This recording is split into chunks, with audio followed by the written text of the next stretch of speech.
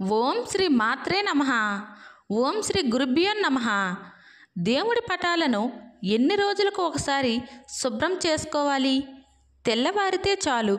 చాలామంది భగవంతుడికి పూజలు చేస్తూ ఉంటారు. భగవంతుడికి భక్తి శ్రద్ధలతో నియమ నిష్టలతో పూజలు చేస్తూ ఉపవాసాలు చేస్తూ ఉంటూ భగవంతుడి యొక్క అనుగ్రహం ఎప్పుడు కలుగుతుందా అని వేచి చూస్తూ ఉంటారు. అయితే భగవంతుని యొక్క అనుగ్రహం పొందాలి అంటే మనం చేసే పూజలకు ఫలితం ఉండాలి. మనం చేసిన పూజకు ఫలితం దక్కాలి అంటే పూజా మందిరం అనేది శుభ్రంగా ఉండాలి. అయితే చాలామంది పూజా మందిరంలో అవసరమైనవి పెడుతూ ఉంటారు. అలా ఎప్పుడూ కూడా పెట్టుకోకూడదు. చాలామందికి పూజా మందిరాన్ని ఎన్ని రోజులకు ఒకసారి శుభ్రం చేయాలో కూడా అస్సలు తెలియదు. దాని గురించి ఇప్పుడు ఈ వీడియోలో వివరంగా తెలుసుకుందాం. పురాణాల ప్రకారం ఏ పూజా మందిరం అయితే శుభ్రంగా ఉంటుందో ఆ ఇంటిలోకి దేవతలు వస్తారని చెప్పబడి ఉంది. పూజ గదిని శుభ్రం చేసేందుకు ఎప్పుడూ కూడా చీపురును అస్సలు ఉపయోగించకూడదు. ఒక శుభ్రమైన వస్త్రంను తీసుకొని పూజా మందిరాన్ని శుభ్రం చేసుకోవాలి. పూజా మందిరంలో భగవంతుడికి సమర్పించిన పువ్వులను ఎక్కడ పడితే అక్కడ వేయకూడదు. వాటిని ఒక కవర్లో పెట్టి మీరు నదీ తీరానికి వెళ్ళినప్పుడు పారే నీళ్లలో వాటిని వదిలివేయాలి. లేదా మీ దగ్గరలో ఉన్న కాలువలో అయినా పడేయవచ్చు. అది కుదరని వారు ఏదైనా పచ్చని చెట్టు మీద పూజకు ఉపయోగించిన పువ్వులను వేయాలి. మనం పూజకు ఉపయోగించిన పువ్వులను ఎప్పుడూ కూడా తొక్కకూడదు. పూజా మందిరంలో మనం దీపారాధన చేసినప్పుడు ఆ దీపారాధన యొక్క పొగతో పూజా మందిరంలో నలుపు రంగులో ఏర్పడుతుంది. అలా నలుపు రంగులో ఏర్పడిన మసిని ముందుగా ఒక తడి వస్త్రంను తీసుకొని శుభ్రం చేసుకోవాలి. ఆ తరువాత సబ్బు నీటితో కానీ సర్ఫ్ నీళ్లతో కానీ శుభ్రంగా పూజా మందిరాన్ని తుడిచి ఆ పూజా మందిరానికి పసుపు మరియు కుంకుమ బొట్లు పెట్టాలి. మీ పూజా మందిరం చెక్కతో చేసిన పూజా మందిరం అయితే ఒక తడి వస్త్రమును తీసుకొని శుభ్రంగా ఆ పూజా మందిరాన్ని శుభ్రం చేసుకోవాలి. పూజ చేసే ప్రతి ఒక్కరూ పూజా మందిరం మధ్యలో బియ్యం పిండితో ముగ్గును వేసి దాంట్లో పసుపు కుంకుమను కూడా వేయాలి. పూజా మందిరంలో భగవంతుడి యొక్క ప్రతిమలు లేదా ఫోటోలు అనేవి నేరుగా క్రింద అస్సలు పెట్టకూడదు. ఒక పేపర్ పైన కానీ లేదా వస్త్రము పైన కానీ పెట్టవలెను. దేవుడి పటాలను ముందుగా తడి బట్టతో తుడిచి తర్వాత పొడి క్లాత్ను తీసుకొని శుభ్రంగా తుడిచి ఆ తర్వాత గంధపు బొట్టును పెట్టి దానిపై కుంకుమ బొట్టు పెట్టవలెను. దేవుడికి ఉపయోగించిన దీపారాధన ప్రమిదలను ప్రతిరోజు శుభ్రం చేసుకోవాలి. అయితే దీపారాధన ప్రమిదలు అనేవి జిడ్డుగా ఉండటం వలన వాటిని సబ్బు నీటితో నానబెట్టిన తర్వాత ఒక స్క్రబ్బర్తో శుభ్రంగా కడగవలెను. అలాగే చింతపండు గుజ్జుతో కానీ పీతాంబరి పౌడర్తో కానీ శుభ్రం చేసుకున్నా సరిపోతుంది.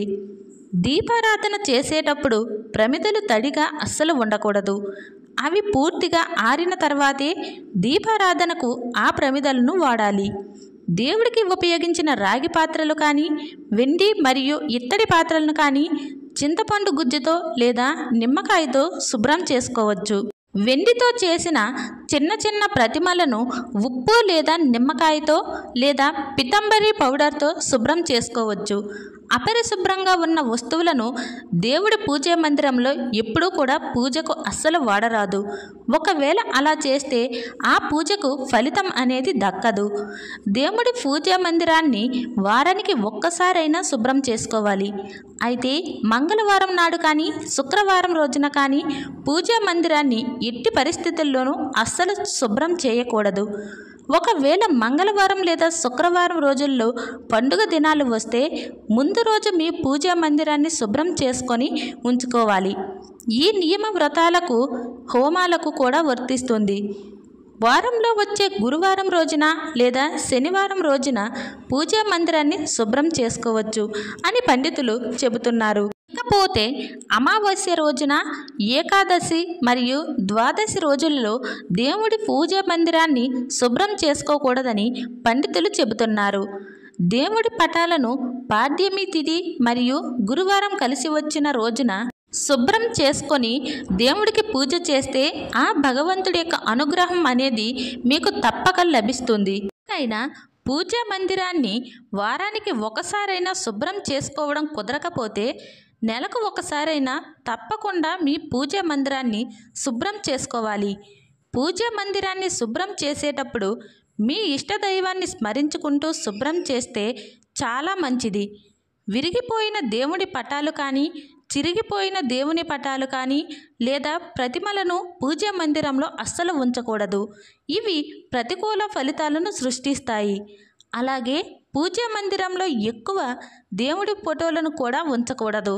మీ పూజా మందిరంలో శివలింగం కనుక ఉంటే ప్రతి నిత్యం శివుడికి అభిషేకం అనేది చేయాలి. నీటితో అయినా సరే ప్రతిరోజు శివలింగానికి అభిషేకం చేయాలి. అలాగే శివలింగం పైన జలధార కూడా తప్పనిసరిగా ఉంచాలి. ఉగ్ర రూపంలో ఉన్న దేవుడి పటాలు లేదా ప్రతిమలు అనేవి పూజా మందిరంలో అస్సలు ఉంచకూడదు. వీటి ద్వారా నకారాత్మక శక్తులు అనేవి మీ ఇంట్లోకి ప్రవేశిస్తాయి. దుర్గాదేవి, కాళికాదేవి, ఉగ్ర నరసింహస్వామి యొక్క ఫోటోలు పూజా మందిరంలో అస్సలు పెట్టకూడదు. అలాగే నిల్చొని ఉన్న లక్ష్మీదేవి యొక్క ప్రతిమ లేదా పటము అనేది పూజ గదిలో ఉంచకూడదు. నాట్యం చేసే గదిలో తప్ప నటరాజస్వామి విగ్రహాన్ని పూజా మందిరంలో అస్సలు పెట్టకూడదు. గోవు యొక్క ప్రతిమ అనేది పూజా మందిరంలో పెట్టుకుంటే మీకు మంచి శుభ ఫలితాలు అనేవి కలుగుతాయి. పాలిచ్చే గోవు ప్రతిమ మరియు నెమలి ఈకలను పూజా మందిరంలో పెట్టుకుంటే చాలా శుభప్రదం. లక్ష్మీదేవికి ఎదురుగా ఒక రాగి పాత్రలో లేదా వెండి పాత్రలో సముద్రపు గవ్వలు, పసుపు కొమ్ము మరియు 11 రూపాయల కాయిన్స్ను వేసి పెడితే మీకు లక్ష్మీ కటాక్షం కలుగుతుంది. లక్ష్మీదేవి యొక్క విగ్రహాన్ని ఎప్పుడూ కూడా గుమ్మానికి ఎదురుగా ఉంచకూడదు. అలా ఉంచడం వలన లక్ష్మీదేవి మీ ఇంటి నుండి బయటకు వెళ్ళిపోతుందని శాస్త్రాలు చెబుతున్నాయి. ఇంటి లోపల గుమ్మానికి ఎదురుగా లాఫింగ్ బుద్ధను పెట్టుకుంటే చాలా మంచిది. అలా ఉంచడం వలన మీ ఇంట్లో ఎప్పుడూ కూడా పాజిటివ్ ఎనర్జీ అనేది ఏర్పడుతుంది. పార్వతీ పరమేశ్వరుల యొక్క ఫోటోను ఈశాన్య దిశలో ఉంచితే ఆ పరమేశ్వరుడి యొక్క అనుగ్రహం మీకు తప్పకుండా కలుగుతుంది. గణేశుడి యొక్క ప్రతిమను లేదా విగ్రహాన్ని ఉత్తర దిక్కులో ఉంచడం చాలా మంచిది. అదేవిధంగా ఉత్తర దిక్కులో కుబేరుని ఫోటోను ఉంచడం వలన లక్ష్మీదేవి యొక్క అనుగ్రహం కలిగి ఆర్థిక పరిస్థితుల నుండి బయటపడతారు. పూజ మందిరంలో ఎప్పుడూ కూడా చిన్న చిన్న విగ్రహాలను లేదా చిన్న చిన్న పటాలను ఉంచుకోవడం చాలా ఉత్తమం. పెద్ద పెద్ద విగ్రహాలు లేదా పెద్ద పెద్ద ఫోటోలను మీ పూజ మందిరంలో ఉంచితే ప్రతిరోజు నైవేద్యాన్ని సమర్పించాల్సి ఉంటుంది. ఆంజనేయ స్వామి విగ్రహాన్ని ఆగ్నేయ దిశలో పెట్టుకోవడం వలన దుష్టశక్తుల బారి నుండి బయటపడవచ్చు.